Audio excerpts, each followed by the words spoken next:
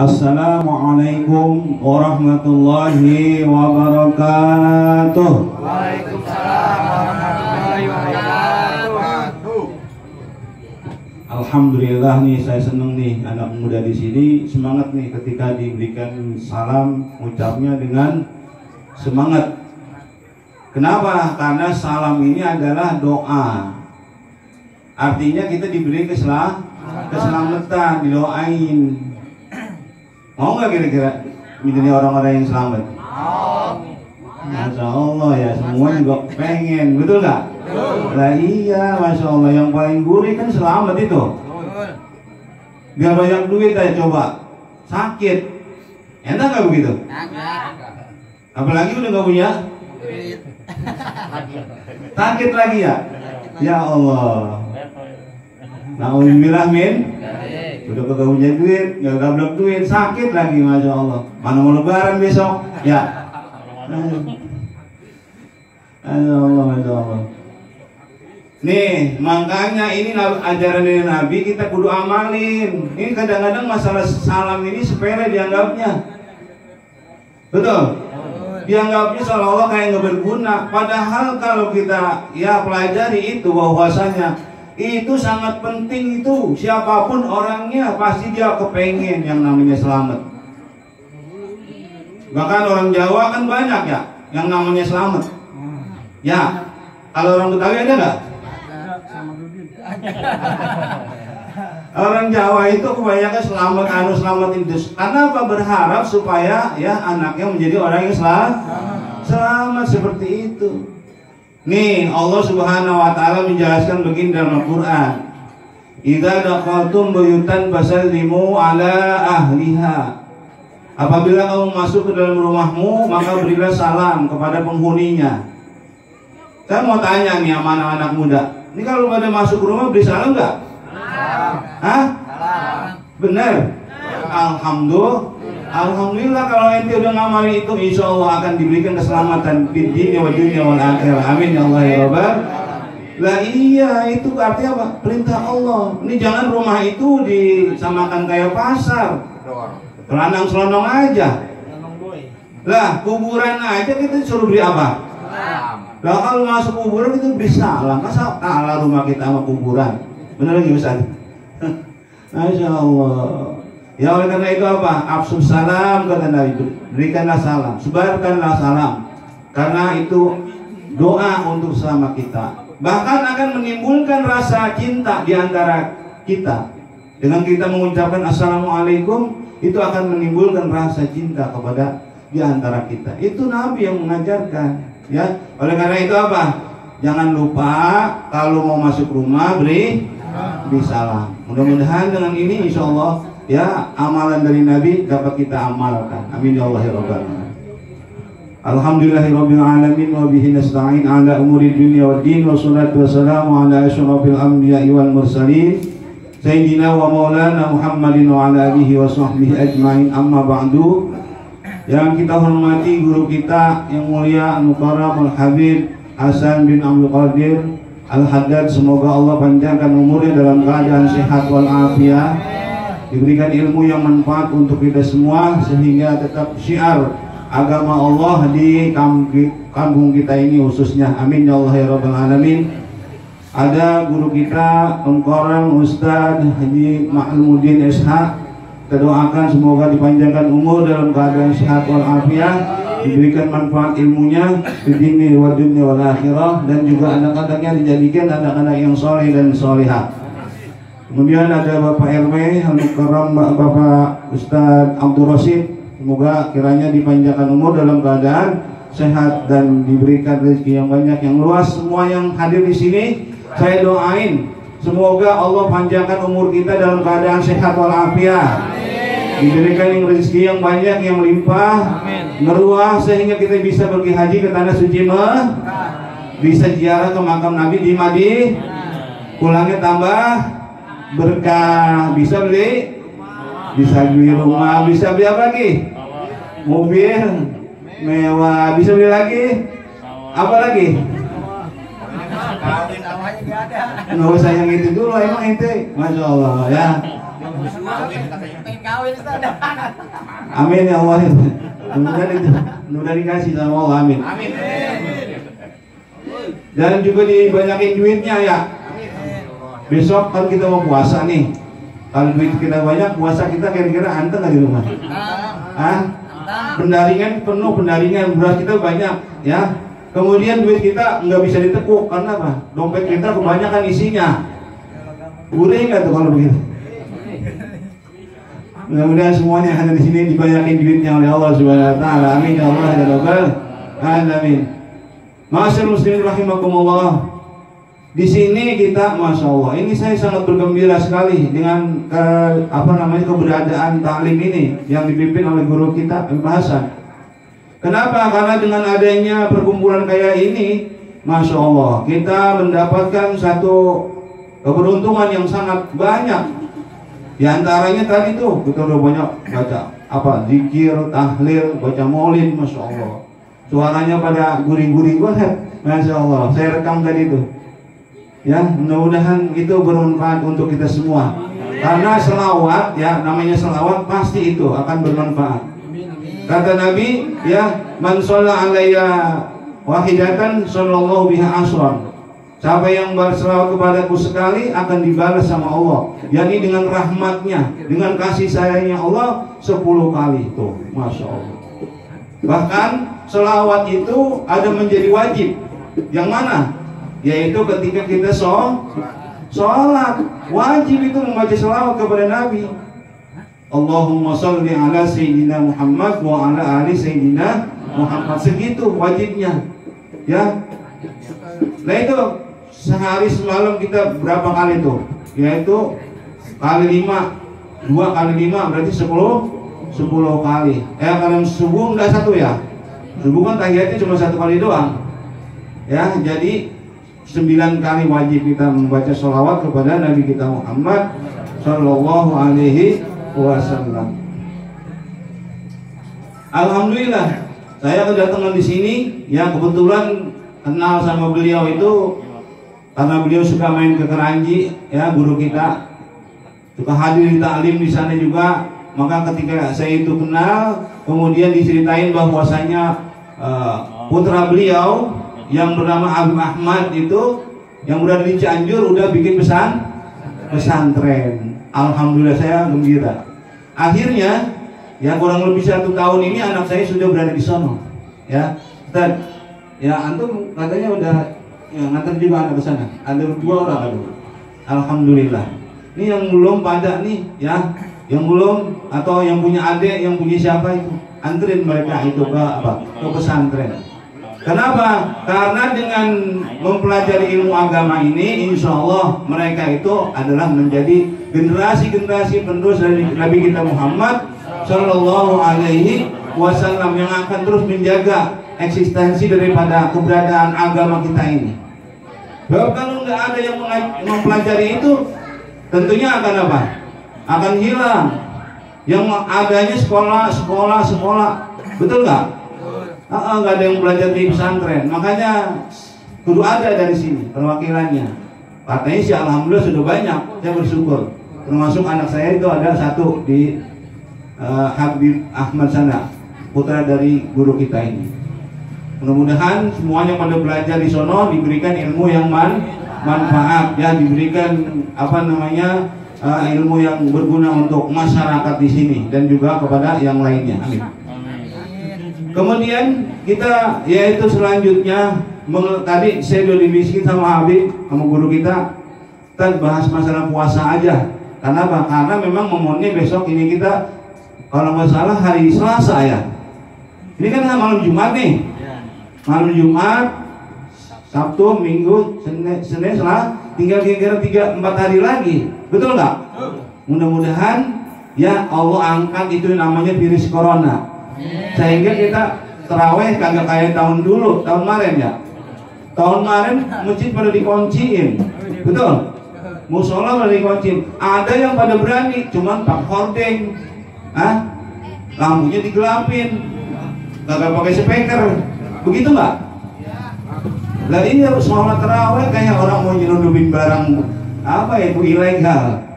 Jadi keraji begitu. Ya di sini mungkin sama kali ya. Ya masya Allah. Ya artinya apa? Insya Allah sekarang ini terawih udah normal kembali. Kayak tahun sebelum yang nggak ada corona, betul ya? Lebaran kita pada kagak pergi sama keluarga, gara-gara ketakutan sama apa? Di mana-mana begitu. Salaman aja pada takut masih. Ada-ada masih takut sekarang selama ya. Apalagi masya Allah waktu lebaran kemarin itu bener-bener paling nyompot aja di rumah. Lah kagak ada yang pada keluar orang. Ada juga lebaran kayak orang kematian. Masya Allah. Apalagi yang jauh daripada saudara-saudara kita, yang dekat tetangga, masya Allah. Pada nggak ada yang keluar. Mudah-mudahan nggak terjadi lagi seperti itu ya. Amin ya Allah ya Rabbal. Ya. Kemudian puasa ini kita harus pahami ilmunya supaya ibadah kita diterima oleh Allah Subhanahu wa Ta'ala. Niatnya itu setiap malam jangan lupa. Ya, saya niat puasa esok hari daripada bulan Ramadan berdoa atas karena Allah Ta'ala setiap malam tuh. Itu niat di dalam hati.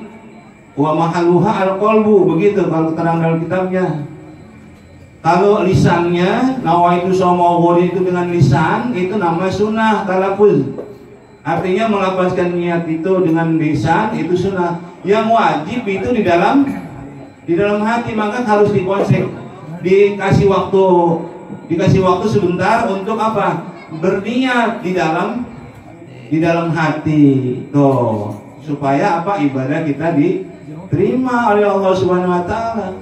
Sama aja orang yang sholat itu juga. Kalau ketika dia usolli fardhu zuhri misalnya, arba'a rakaatin, itu cuma lafaz, bukan niat di situ. Niatnya itu ketika takbiratul ihram di dalam hati, itu maksudnya niat itu. Terus yang rukun puasa yang kedua itu adalah apa? Yakni menahan diri daripada yang membatalkan puasa. Contohnya seperti makan, ya kan? Minum. Terus apa lagi? Hubungan sama istri di siang hari itu. Kalau di malam hari boleh kalau orang yang sudah keluarga. Allah Subhanahu wa Ta'ala katakan uhilla lakum lailatus siyamir rafasu ila nisaikum hunna libasul lakum wa antum libasul lahun. Dihalalkan bagi kalian pada malam hari di bulan suci Ramadan untuk apa? Menghubungi, yaitu istri. Terus tadi tuh batalnya itu makan siang hari, minum, merokok dan sebagainya, atau hubungan sama istri itu dalam keadaan ingat atau dalam keadaan sadar. Lah kalau lupa misalnya ya udah makan, udah ngopi, ngerokok lagi diobatan samsu, baru ingat gimana? Alhamdulillah itu rezeki dari Allah namanya, karena lo lupa. Iya, kalau bisa sengaja ya Allah tahu. Wallahu ya'lamu ma fis sudur, artinya Allah mengetahui apa yang ada dalam hati kita. Lupa beneran atau dibuat-buat, nanti tanggung jawab sama Allah, ya seperti itu. Jadi itu yang rukun puasa, pertama niat, kedua meninggalkan daripada yang membatalkan. Ada lagi, ini bukan puasanya yang batal, yakni pahalanya, pahala puasa. Sebab kata Nabi begini, kam min shaimin laisa lahu min siyamihi ila ju' wal 'atas. Tidak sedikit orang yang berpuasa tapi tidak mendapatkan apa-apa nilai pahala dari Allah Subhanahu wa Ta'ala. Kenapa begitu? Karena ketika dia berpuasa hanya menahan lapar dan haus. Sementara anggota badannya, ya matanya, ya telinganya, ya tangannya, itu tidak diajak berpuasa, ya. Nih kata Nabi, khamsun yuqtin nasyam, Ada 5 yang membatalkan pahala puasa itu. Yang pertama al-kizbu, yang pertama adalah bohong. Insyaallah orang sini enggak ada yang tukang bohong, insyaallah. Amin ya Allah ya Rabbal. Ada orang sono tuh janji mulu, sebakul janjinya. Kalau gitu hitungin hampir lebih 100 janji, agar yang tepatin, masya Allah. Ada nggak begitu orang? Ada kan ya, cuman nggak usah disebutin dah, kita udah pada paham kan begitu. Dia kalau dia bicara dia bohong ketika sedang berpuasa, pahalanya kagak ada di hadapan Allah Subhanahu Wa Taala. Tuh makanya kudu apa? Jadi puasa nahan lapar juga, nahan haus juga, nahan daripada yang diharamkan sama Allah, diantaranya itu berdusta atau berbohong. Yang pertama, kemudian wal ghibatu yang kedua, ini membatalkan pahala puasa. Ghibah itu adalah membicarakan aib daripada saudara kita. Makanya kalau lagi puasa itu TV itu tolong dimatiin dulu tuh. Lagi acara apa? Ya nih misalkan kayak acara selebritis, ya seperti itu ya. Yang menceritakan tentang si keluarganya Fulan bin Fulan lagi sedang kacau. Kan begitu? Sedang berantakan. Belum lama ada perceraian dan sebagainya. Nah itu namanya aib itu. Jangan ditonton. Kan ada acara apa namanya kalau pagi-pagi tuh? Acara itu tuh. Ya jangan dilihatin itu. Lebih baik apa? Kita baca Quran lagi puasa ini. Masya Allah. Itu namanya ghibah. Ghibah itu kita menceritakan tentang saudara kita, walaupun memang benar orangnya itu begitu, karakternya benar. Contohnya gini, si Anono, si Bulan orangnya pelit banget. Emang orang itu pelit, benar sesuai dengan karakternya. Tapi dengan sebab kita menyebutkannya, maka itu namanya ghibah. Nah kalau orang itu misalnya tidak pelit, kita bilang pelit, berarti namanya fitnah. Itu lebih besar lagi dosanya di hadapan Allah Subhanahu Wa Taala. Ya contohnya kemarin itu ada ya peristiwa yang barangkali kita ya sangat riskan mendengarkannya. Ada soal kelompok anak muda, ya katanya mereka berusaha mau membunuh dan sebagainya. Ternyata Allah a'lam bishawab, ya kan? Kita nggak paham itu. Nih, jangan seperti itu. Ghibah. Namimah itu yang ketiga nih ya. Ini ngeri ya. Ini jangan sampai pahala puasa kita hilang, betul? Ya, yang ketiga adalah namimah. Ya, ini mengadu domba. Orang di sono satu kelompok ono dijelekin. Di kelompok ini dijelekin. Akhirnya pada berantem. Kan kalau bulan puasa anak muda banyak itu yang suka nongkrong di jalanan ya. Kalau habis sahur kadang-kadang itu pada ngapain tuh? Pada jalan pagi-pagi ya. Orang sini begitu nggak? Banyak. Anak-anak muda kalau aki-aki mau paling pada ngeringkuk, betul ya? Anak-anak muda biasa, kayak ono. Ya.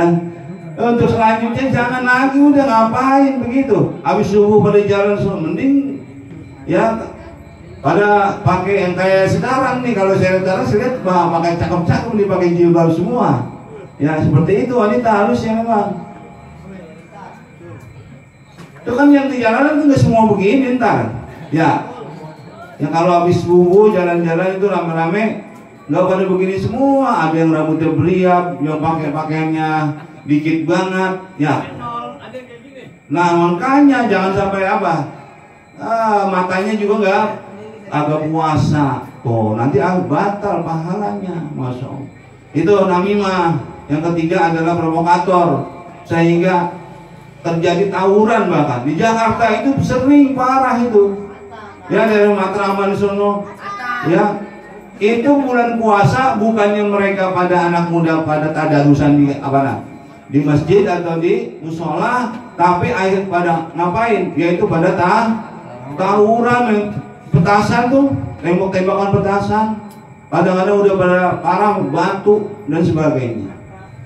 Bahkan tidak sedikit yang meninggal. Nauzubillah min Dan insya Allah kalau di sini yang nggak ada yang seperti itu. Amin. Yang keempat, wal yaminul gamus, yakni bersaksi palsu. Ini membatalkan pahala puasa. Nggak tahu, dia bilang tahu. Itu kan namanya dia bohong juga termasuk. Wahai fulan bin fulan, benar kamu menyaksikan tentang kejadian itu? Betul, padahal ini bohong. Padahal dia dikasih duit untuk ngakuin itu. Itu namanya ya tadi yang membatalkan pahala puasa. Dan yang kelima, yang terakhir ini, nah ini yang paling banyak nih. Apa? Wan nazru bi syahwatin, melihat dengan syahwat. Oh, kalau ada udah digambar di HP itu perempuan cakep-cakep, lah jangan dilihat, itu lagi puasa. Buang HP-nya. Hah? Buang HP-nya.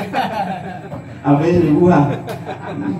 Iya, ada perempuan cantik lewat, masya Allah, pakainya mini, pakai rok mini, ya salah. Kata anak muda, gua kagak lihat saya, gua lihat dosa.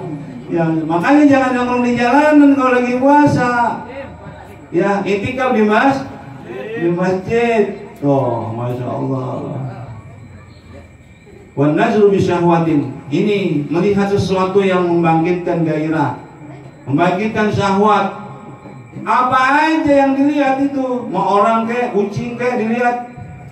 Artinya apa? Kita disuruh menahan hawa nafsu. Kan begitu hikmah daripada puasa adalah untuk kita bisa menahan hawa nafsu. Sebab di dalam diri kita ini ya ada dua unsur, ada akal, ya ada nafsu. Kalau manusia bisa mengalahkan nafsunya, maka bisa derajatnya setinggi malaikat, bahkan lebih tinggi daripada malaikat. Tapi kalau dia kalah dengan nafsunya, maka dia akan lebih rendah daripada binatang. Ini Allah yang katakan begitu. Jadi di dalam diri kita ini ada akal, ada nafsu. Oleh karena itu apa? Dengan berpuasa kita disuruh mengendalikan hawa nafsu. Agar apa? Yaitu mendapat nafsul mutmainnah, yakni nafsu yang diberikan rahmat, kasih sayang dari Allah Subhanahu wa Ta'ala. Ya, kita kepengen ini, kepengen itu, tapi tahan dulu. Saatnya kalau belum waktu maghrib, tuh bahasanya gitu. Kalau kita lagi puasa, belum waktu maghrib, jangan dulu berbuka. Sekalipun orang nggak lihat, betul nggak? Nah kalau lagi puasa begini nih, kita lagi puasa, kemudian kita wudhu. Kira-kira ada yang dikorupsi nggak tuh air kita telan dikit? Hah? Nggak ada kan? Walaupun orang nggak tahu. Atau di dalam rumah nggak ada siapa-siapa, bikin kopi nggak tuh sama ngerokok? Hah? Enggak kan? Kenapa? Karena kita tahu, yakin bahwasanya saatnya belum maghrib, saatnya belum berbuka, dan Allah maha melihat atau maha mengetahui. Oleh karena itu apa? Nih, dengan pelajaran puasa ini, yaitu supaya kita menjadi orang-orang yang bertakwa. Karena ayat Allah katakan, la'allakum tattaqun, agar kalian menjadi orang-orang yang bertakwa. Mudah-mudahan ya kita jalankan ibadah puasa nanti, kita akan dikategorikan, dimasukkan ke dalam hamba-hamba Allah yang bertakwa, sehingga kita selamat di dunia dan akhirat, dan dimasukkan di dalam surganya Allah Subhanahu wa Ta'ala. Amin ya Allah ya Rabbal alamin. Barangkali ini aja yang dapat saya sampaikan, mudah-mudahan yang sedikit ini bermanfaat. Lebih kurangnya mohon maaf. Wassalamualaikum warahmatullahi wabarakatuh. Waalaikumsalam warahmatullahi wabarakatuh. Para jemaah sekalian, indah tadi Maulidul Rasul dari sampaikannya, mudah-mudahan ada manfaat dan dapat kita amalkan dalam